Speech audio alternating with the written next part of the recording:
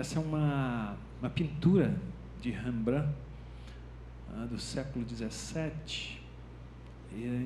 Esse quadro está exposto na Rússia, em São Petersburgo, no Museu de Hermitage. É isso? É, né? É uma figura belíssima. A gente já trabalhou aqui há anos atrás. Esse ano voltou, inclusive, na escola dominical. E a gente vai falar um pouquinho sobre esse quadro. O nome dele é O Retorno do Filho Pródigo. Quantos aqui conhecem essa parábola? A parábola do filho pródigo, certo? Errado. Essa parábola fala não do filho, mas do pai. É a parábola do pai misericordioso, amoroso.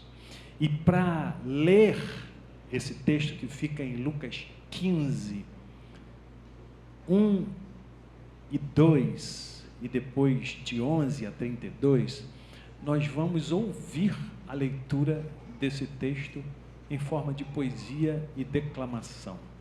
Queria chamar aqui a nossa poetisa. Vem para cá, Léa. Léa Barroso. Léa tem 25 anos. 90 aninhos. 90 anos. Vocês vão saber. Já sou tataravó. Tataravó, olha, eu nem sei o nome dos meus tataravós. E que mente privilegiada, que coração. E eu queria que você prestasse atenção, porque é o texto. Eu não vou ler o texto aqui. Você vai ler pela poesia que ela vai declamar, tá bom? É quase ipsis literis verbis virbulis que está escrito aqui. Somente na sua fala não tem o que me parece essencial para a gente conhecer a profundidade dessa parábola de Jesus. Jesus está comendo com publicanos e pecadores. Diz os versos 1 e 2 desse capítulo 15. E enquanto faz isso, os religiosos, os fariseus, os saduceus, os escribas, condenam Jesus, porque isso era um absurdo. Um mestre, ou quem se dizia mestre, como ele estava sendo aclamado, sentar. Será que ele não sabia que aqueles homens eram a ralé, eram espúrios?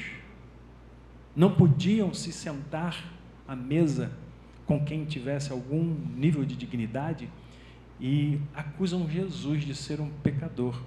Já acusaram Jesus em outras ocasiões, e por fim acusam Jesus de ser um glutão, um beberrão, um pecador, porque sentava-se com essa ralé. E aí ele conta 3 parábolas. A primeira da ovelha perdida, onde conta que o pastor vai em busca daquela que se perdeu, porque é preciosa demais. Nessa parábola, já começa ali Lucas a desenhar o caráter de Deus. Quase que uma continuidade daquilo que a gente, na semana passada, falou aqui sobre a imagem de Deus. Deus é amor, Deus é bom. E Lucas enfatiza muito a misericórdia de Deus. E mais uma vez ele coloca, Deus não nos aceita apesar dos nossos pecados. Não, não. Ele nos aceita com os nossos pecados. Porque se fosse apesar, não seria um amor incondicional. Não seria uma aceitação incondicional. É incondicional porque Ele nos aceita com os nossos pecados. Não que Ele goste que a gente peque. Não que a gente continue pecando e Ele diga, parabéns meu filho, minha filha. Não, não.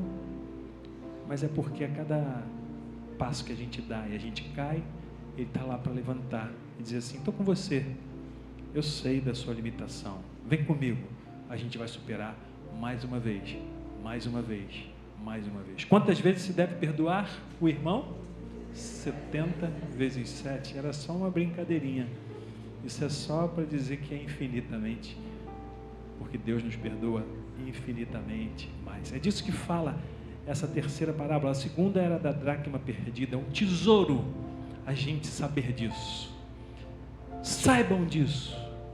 Jesus está dizendo, saibam, aprendam, ouçam. Hoje a gente aprendeu na escola dominical, ouvir é saber, é entender, é seguir, é ouvir, é escutar.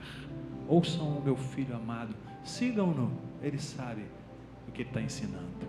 E vem a terceira parábola do pai amoroso. Léa Barroso, uma amiga querida, ela é poetisa, como disse, trouxe alguns livrinhos lá da autoria dela, e eu pedi para ela trazer para a gente. Eu conto história para criança, e na minha idade eu ainda consigo, acredita? Eu estou com bronquite, gente, eu tenho uma bronquitezinha depois de velho, então tossi o tempo todo aqui, espero não tossir agora, que às vezes eu estou sem voz na igreja, quando eu vou declamar a voz aparece. Vamos lá. O homem que era pai de 2 filhos, um dia viu chegar o moço e dizer dessa sorte: Pai, receber agora de ti me aprazeria, o que teria de herdar na sua morte?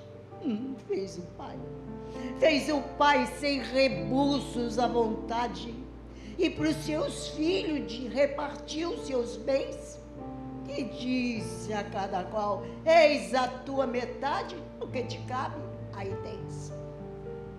O moço partiu para a terra distante, e consigo levou todos os seus haveres, e ali tudo esbanjou em festins delirantes, árgicos prazeres, e o fogo das paixões força não há que a dome.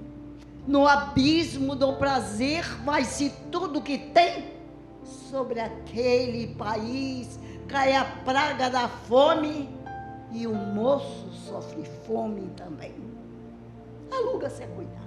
Aluga-se a cuidar de porcos e viu-labuta. Aos porcos muitas vezes alimento disputa, mas um dia reflete e a suspirar murmura: tornarei a meu pai a pedir-lhe perdão, serei seu jornaleiro e terei com fartura ao seu lado o meu pão. Estão pensando e partiu, ainda longe da herdade.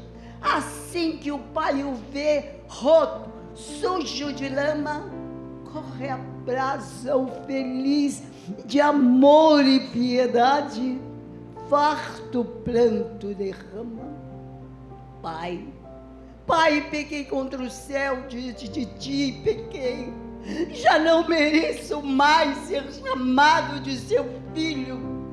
E o pai aos servos seus: correi, trazem a melhor veste, o anel de mais brio, vinde participar do regozijo meu. O meu filho perdido, ele o tem encontrado. O meu filho era morto e agora reviveu. Estão pensando, mas velho indignado protesta: não participará da sua injusta festa. E juntando as palavras ósseas, ele que apazigua e revolta diz: Pai, esqueci. Tenho direito, não tem? Na minha idade, tenho direito.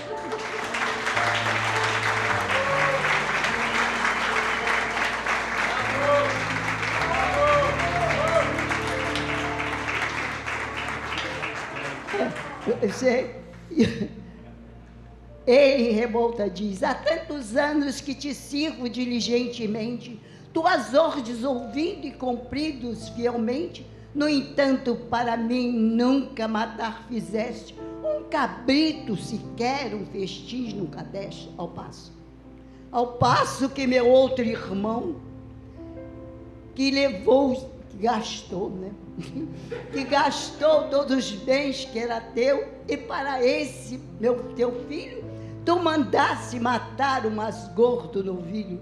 Meu filho, meu amigo. Tudo que é meu é teu, estás sempre comigo. No entanto, o teu irmão, que nós tínhamos por morto, e agora redivive e caminha, e torna ao nosso lar e ao nosso coração.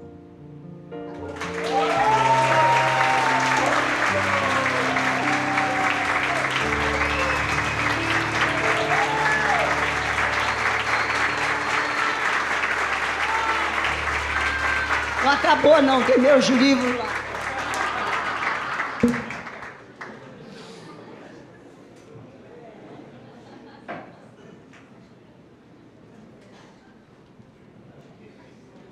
Na quinta-feira, Léa recitou sem uma pausa para a gente lá na célula das mulheres. Mas a pausa foi importante, Léa, porque parou exatamente no coração da nossa reflexão hoje, no filho mais velho.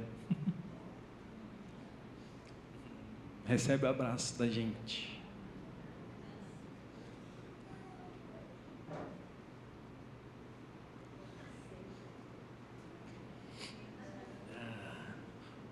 Acho que todos entendemos a história. É uma parábola. Quando Jesus queria ensinar alguma coisa que precisava ser ilustrada, ele fazia isso com parábolas. Domingo passado falava disso. Parábola é uma historinha que não necessariamente é verídica, traça-se um cenário, pega-se algumas personagens, e aqui tem mais uma vez uma história que Jesus conta, uma metáfora, pode-se fazer uma analogia então. Por que Jesus conta essa parábola e por que a gente para pensar nela hoje aqui? Essa parábola é riquíssima. Conta a história, tem 3 personagens aqui. Quem são? Não precisa ser na ordem não, né? Pai, Filho e Espírito Santo. Pai e 2 filhos. 2 filhos e pai. Filho mais novo, pai, filho mais velho, pai, filho mais novo, filho mais velho, seja lá o que for, mas é isso mesmo. Poderia falar do filho mais novo, que tem a ver muito com as parábolas anteriores aqui. Filho mais novo, naquela época, poderia ilustrar exatamente os críticos de Jesus. A religião que parece que queria os benefícios da fé, mas que abandonava o autor da fé, o autor das bênçãos, dos benefícios. Frank Viola, um escritor contemporâneo, mas já passou mais perto da gente aqui, século XX, ele escreveu um livro muito interessante, O Paganismo Cristão. Ele faz uma crítica que ao longo da história da cristandade, desde lá de Constantino especificamente, ali no IV século, o cristianismo parece que retomou algumas práticas totalmente enviesadas e ao contrário daquilo que Jesus quis trazer como forma de se aproximar do Abba, do papaizinho, de Deus. E ele diz nesse livro que nós hoje somos tentados a essa prática pagã. O que é uma prática pagã? O que fazia o paganismo? O que faz? Existe um Deus que é capaz de trazer favores, e para que isso aconteça, existe do lado de cá um ofertante que precisa fazer sacrifício, e apresenta esse sacrifício. Apresentando esse sacrifício, então, essa divindade vem e traz bênção. Era assim na antiguidade, e é assim hoje na religiosidade. Quantos de nós não caímos nesse abismo de nos relacionar com Deus por vezes fazendo algum tipo de sacrifício, e nós somos convidados isso o tempo inteiro, para dar para Deus alguma coisa, para Ele dar de volta. Essa era uma prática muito comum dentro do paganismo. E o Frank Viola vai dizer, é hora da gente parar com isso, senão a gente mata o Evangelho. Evangelho esse que Jesus apresenta dessa maneira. A gente se relaciona com Deus não porque Ele pode dar alguma coisa para a gente. Isso é muito pouco. Isso é esvaziar por demais o projeto de Deus para a minha vida, para a sua vida. A gente se relaciona com Deus, sabe por quê? Porque Ele nos dotou do seu amor e Ele nos convida o tempo inteiro para receber esse abraço. Vocês, fariseus, escribas, estão dentro de uma religião que vocês dizem que fazendo sacrifício, tem que apresentar lá o cordeirinho uma vez por ano, expiando pecados para vocês se aproximarem de Deus. Tem que cumprir lei, tem que cumprir mandamento daqui e dali. Vocês impõem fardos pesados sobre as pessoas com esses mandamentos, mas não é assim. Vocês querem a bênção, mas se esquecem de quem é Deus. E a figura desse primeiro menino, desse filho, é exatamente essa. Quis a herança, pediu a herança, com todos esses elementos. Imagina você pedir a herança de um pai que ainda está vivo. E pega essa herança e vai embora. Esqueceu do pai, que é a bênção do pai, mas já matou o pai. Vocês querem a bênção de Deus, mas Deus está morto no coração de vocês. Esse é o primeiro filho, que vai, e Jesus conta, nessa parábola, ele vai, o menino pratica tudo que é irresponsável. Como é que é? A Leia trouxe umas palavras meio difíceis, dissolutas e tal, mas ele vai lá, gasta o dinheiro nos bordéis, nos seus desejos adoecidos, comprou todos os iPhones que pôde, visitou os melhores restaurantes, nada contra o iPhone, nada contra os bons restaurantes, é sempre bom a gente fazer uma boa refeição, mas ele gastou irresponsavelmente, achando que aquilo era o suprassumo da sua existência. E lá, para as tantas, ele descobre assim, caramba, eu estou aqui agora porque veio uma fome, ele perdeu tudo, estava comendo comida com porco, e porco naquela cultura era o animal mais imundo. Ele desceu a um nível mais profundo, onde o ser humano pode perder toda a sua dignidade. E ele se lembra, meu pai não está morto. Eu matei o meu pai, mas ele não morreu. Vou voltar. E há um teólogo que diz assim, que essa conversão foi meio mandrake, foi meio Nutella. Porque ele não pensou em voltar para a casa do pai para ser restabelecido na condição de filho, mas porque ele lembrou que o pai tratava tão bem os seus empregados que ele falou assim, eles não comem com porcos, eles têm o que comer. E volta. E diz a parábola que o pai olha e de repente o filho vem. O filho havia dito o seguinte, quando eu chegar em casa eu vou dizer, pai, pequei contra ti, contra o céu, não sou digno de ser seu filho. E foi isso. Quando encontrou o pai, diz o texto, o pai já estava lá. Alguns teólogos vão afirmar que Jesus queria dizer que todos os dias o pai ia para a porteira e ficava esperando o filho voltar. E não foi diferente nesse dia. Quando o filho aponta lá, o pai já está esperando ele de volta. E o filho vem e diz exatamente o que ele pensou em dizer. Pai, pequei contra ti, contra o céu. O texto é muito rico. E vai dizer que o pai parece assim, espera aí, meu filho, não estou te ouvindo mais não. Vem para cá.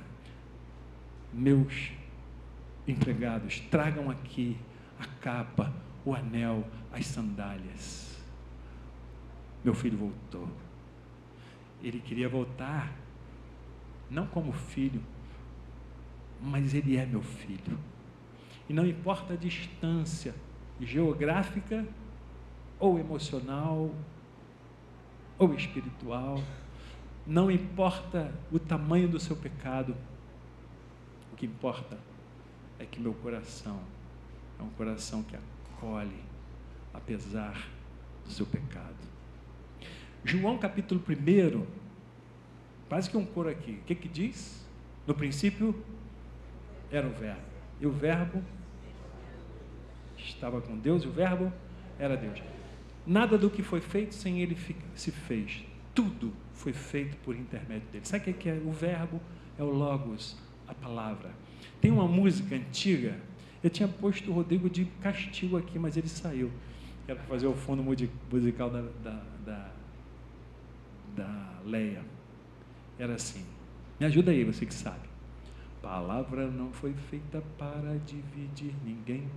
Palavra é uma... Só eu sei? Palavra não foi feita para dividir ninguém. Palavra é uma ponte onde o amor vai e vem. Onde o amor vai e vem. Palavra não foi feita para dividir. Ao contrário da palavra, o oposto da palavra logos, nesse contexto teológico, é diabolos. Se o logos não divide, o diabolos é aquele que faz cisão. A palavra diabo, que significa aquele que divide, que separa. Deus nunca vai se separar da gente. Jesus é o logos, é a palavra que cria ponte. Ponte onde o amor vai e vem. E nesse primeiro menino, o que Jesus está dizendo, não importa o abismo que um dia nos separou, eu faço ponte, eu sou a palavra, vem para cá, recebe o abraço, recebe o meu amor.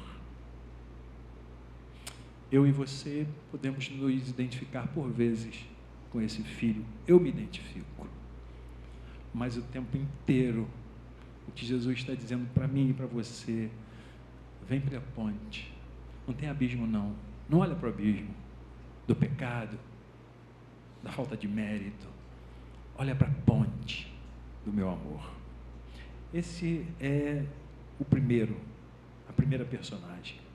A segunda personagem, o dono, o pai, que teologicamente tem sido associado a Deus, que é aquele que acolhe o favor amoroso que está posto na parábola, a misericórdia, o pai que o tempo inteiro abraça, que olha, que quer você perto, que quer você no tameion.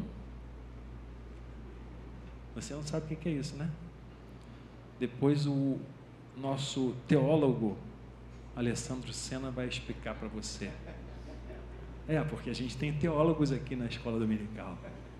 Tameion é o quarto, me corrija se eu estiver errado, nosso teólogo. Era o quarto que se tinha naquele tempo lá de Jesus e tal, fora da casa, onde se guardavam ferramentas e bugigangas e coisas que não serviam mais, ou algumas que serviam, ficavam lá naquele quarto, certo? Certo, Alessandro? Certo, professor? E Jesus fala, quando você quiser orar, se quiser se relacionar com Deus, vem para o tameion, para esse quarto, porque lá ninguém vai estar, lá é o lugar das coisas. E a Ruth ensinou para a gente, o Alessandro também, que é o lugar onde estão os nossos talentos, as coisas que a gente guarda, que a gente pode usar, por vezes fica lá. E é o tempo de visitar isso, visitar a nossa existência e ver o que Deus nos dotou e está aqui, por vezes está esquecido. E é nesse lugar silencioso que a gente encontra com esse Deus e sabe quem esse Deus é. O Deus da ponte. Fica com uma ponte na cabeça. O Deus que não cria abismos, que não separa. Ele é o Logos. O verbo Logos era Deus.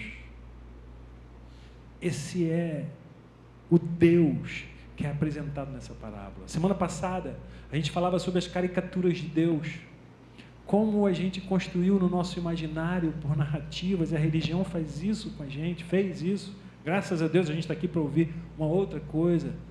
Deus não é outra coisa, a imagem de Deus não é outra, senão essa, de um Pai misericordioso, e amoroso, o Abba de Jesus. Um teólogo nosso aqui, contemporâneo, sim, brasileiro, ele vai dizer que você quer ver a face de Deus? Jesus é a face humana de Deus. Lindo isso, né? Jesus é a face humana. Leonardo Boff. Esse é o pai da parábola. Mas tem o filho mais velho. Olha essa foto aqui, ou esse quadro, a foto desse quadro. Você está vendo lá? É interessante, né? Ali as figuras, alguns que parecem ser próximos da casa, a capa mostra a autoridade. Então o pai está com a capa, tem um outro ali que parece que é o filho mais velho, que tem a capa já. O filho roto, que é o menino que foi e ficou na miséria. As mãos, você talvez não observe porque está de longe, as mãos do pai foi cuidadosamente pintada, uma mão mais grossa, outra mais fina, com a completude da paternidade e a maternidade, a expressão de Deus como pai que cuida, naquela época uma figura, né, mais patriarcal, que provê, que protege, a mãe que abraça, que dá o afeto, está tudo no pai. E lá no final uma figurinha distante, uma serva, um outro menino ali.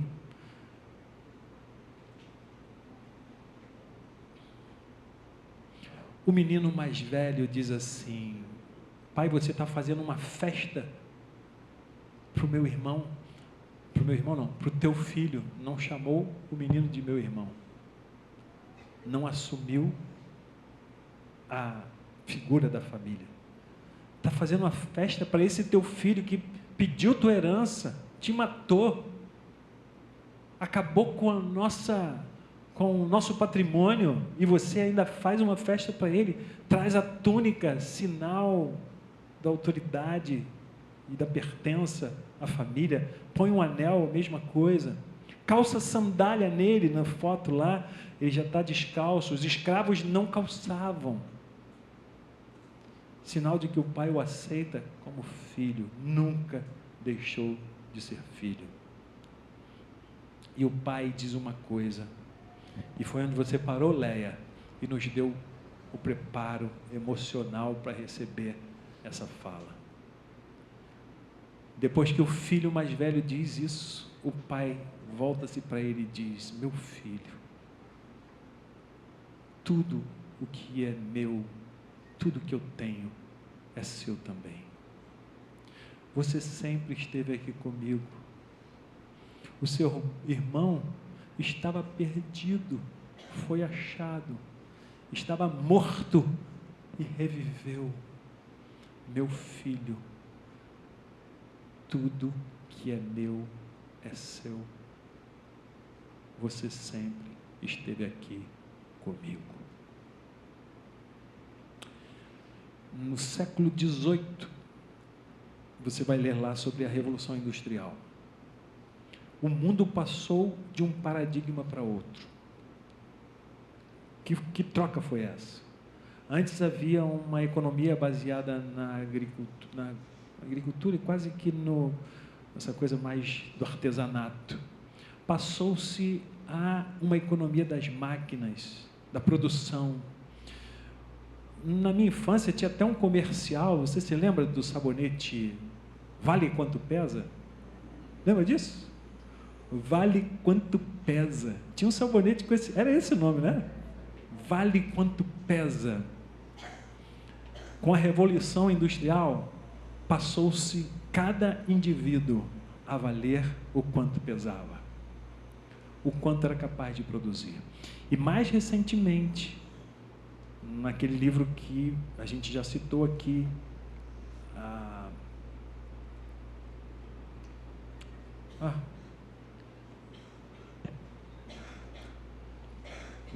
fala sobre cansaço, vou lembrar. A Sociedade do Cansaço, obrigado. Um outro paradigma foi quebrado da década de 90 para cá. Antes a gente tinha dignidade ainda a partir daquilo que a gente era capaz de representar, com aquilo que a gente é capaz de ter como atuação na sociedade, obedecer leis, ser um bom pai, ser uma boa mãe, ser um bom filho, ser um bom empregado, ser um bom patrão. De 90 para cá, mais uma vez parece que a Revolução Industrial diz assim, opa, vocês estão muito bonzinhos, deixa eu apertar um pouquinho o nó. A dignidade agora é de quanto você é capaz de produzir. E tudo que você produzir ainda será pouco. Não à toa, eu e você trabalhamos 24 horas por dia, se deixar mais, né? Se tivesse mais. E nunca é suficiente. Nunca é suficiente. A gente não se contenta nunca. Não é porque a gente não gosta, é porque a gente está distraído. A gente se distraiu com essa cultura que passa por cima da gente. Você já se pegou por vezes trabalhando mais e mais e mais e mais do que você gostaria? Você já se pegou sem dar atenção às coisas que você pensa que são mais importantes na sua existência? Você já se pegou no final do dia com um aperto no coração, na sua alma, dizendo assim, poxa, cadê minha filha? Cadê meu filho? Cadê meu marido? Cadê minha esposa? Cadê a pessoa que eu amo? Eu aprendi com a Diva, lá de Copacabana, minha amiguinha. Ela tinha uns 80 anos, eu tinha uns 35, 36, era pastor lá. Eu visitava a Diva sempre, e ela sempre dizia, ah, pastor, quando falava de alguma coisa assim e tal, ela falava assim, coisas são coisas. Coisas são coisas. Ela aprendeu a se libertar dessa tirania, do peso, de valer quanto pesa.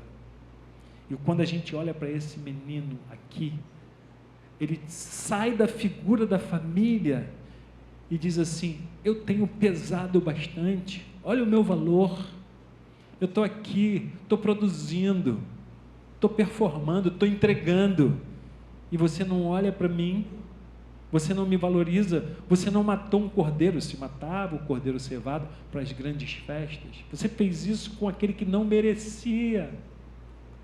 O mérito não estava em ser filho, estava em obedecer às ordens, ele pensava, em produzir, em performar. Por que trago hoje a figura do filho aqui?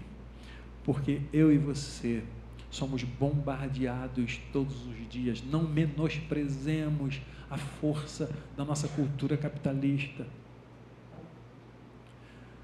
Isso é um peso, sabe por quê? Fundamental é mesmo o amor? É impossível ser feliz sozinhos. Quando a gente é colocado nesse lugar, é quase que dizer assim, cada um por si e Deus por mim.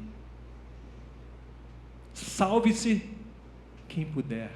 Farinha pouca, meu pirão primeiro.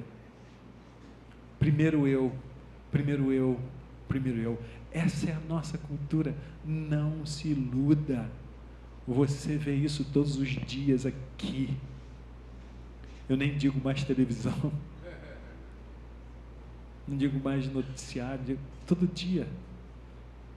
Nos quadrinhos, nos vídeos, nos TikToks, nas piadinhas, nos emojis, aqueles negocinhos, como é que é? Nas caricaturas. Não, nas figurinhas que você salva. Eu salvei um monte aqui. A gente ri e a gente se distrai. Enquanto a gente ri, a gente sangra e a gente nem vê. Essa é a intenção do marketing digital. Sangra a gente e a gente morre de rir. Morre de satisfação porque a gente compra, a gente pode, a gente produz, a gente performa, a gente merece. E a gente se vê cada vez mais no buraco. Sabe por quê? Porque tudo isso não passa de coisas.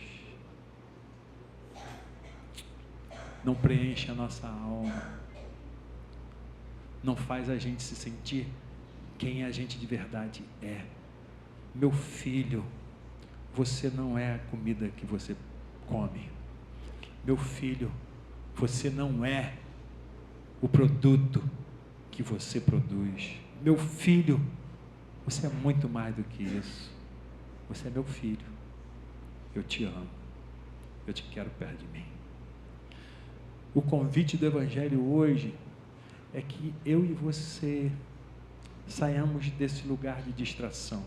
E eu falo primeiro para mim, quando você declamou Cadeleia, lá atrás, eu me emocionei porque eu me vejo muitas vezes nesse filho mais velho. A minha relação com meu Deus, por vezes, é de um Deus pagão mesmo. Esqueço, por vezes, que Deus existe. Porque existem coisas que me chamam mais atenção e me seduzem mais. Sabe aonde isso vai dar? Nesse lugar. Da gente se sentir estraçalhado, nossa alma vazia. E a gente só se encontra de verdade no abraço do Pai. Não tem para onde você correr, não tem para onde eu correr. Repito aqui como um mantra, perdão pela insistência. Santo Agostinho, a nossa alma só descansa quando descansa nele, porque só nele a gente encontra o sentido para a nossa existência. A imagem que fazemos de Deus define tudo que a gente é, e a nossa existência depende disso. Deus é amoroso, Deus é gracioso, Deus é misericordioso. Ele é. E sabe de uma coisa? Para finalizar, o filho mais velho, perdeu uma grande oportunidade. Ele se isolou nessa condição, na sua distração. Ele não viu que o pai estava tão perto, que a coisa era tão palpável, que ele já podia viver aquilo aqui e agora. Mas ele estava distraído demais. Meu filho, eu estou aqui, tudo que eu tenho é seu, eu sou seu, a casa é sua, desfruta disso agora. Eu e você somos convidados a fazer isso, a desfrutar aqui e agora, já, da beleza desse abraço. A gente tem repetido também como mantra lá na escola dominical, e todas as vezes que eu posso eu falo do verso 25 de Mateus 11. Venham a mim todos vocês que estão cansados, sobrecarregados, eu darei descanso para as suas almas, porque o descanso está nesse abraço, que repete todas as vezes aquilo que Jesus ouviu e deu sentido para a sua jornada. Você é minha filha amada, você é meu filho amado, em quem eu tenho muito prazer, você é a alegria da minha vida. Eis aí o abraço de Deus.